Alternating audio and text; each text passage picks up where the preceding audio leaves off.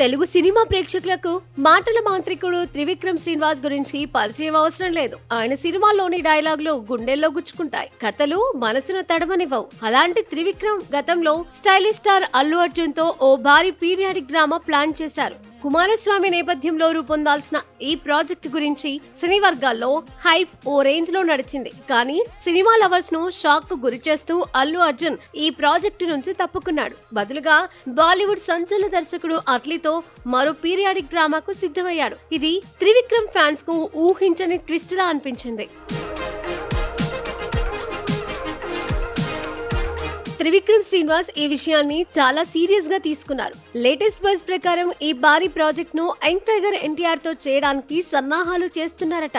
NTR fans ఆనందంలో మునిగిపోయారు. ఈ ప్రాజెక్ట్ గురించి ప్రొడ్యూసర్ నాగవంశీ ఇటీవలే ఎక్స్ లో చేసిన పోస్ట్ కూడా వైరల్ గా మారింది. తనకు ఎంతో ఇష్టమైన అన్న ఎన్టీఆర్ మోస్ట్ పవర్ఫుల్ గాడ్ సినిమాలో నటించడం తనకు చాలా హ్యాపీగా ఉందని ట్వీట్ చేశాడు.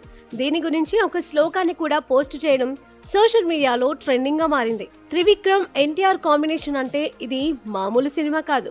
వీరిద్దరి కాంబోలో వచ్చిన అరవింద సమేత వీరరాఘవ లాంటి బ్లాక్ బస్టర్స్ కూడా ఉండడంతో ఈ కొత్త ప్రాజెక్టుపై భారీ అంచనాలే నెలకొన్నాయి.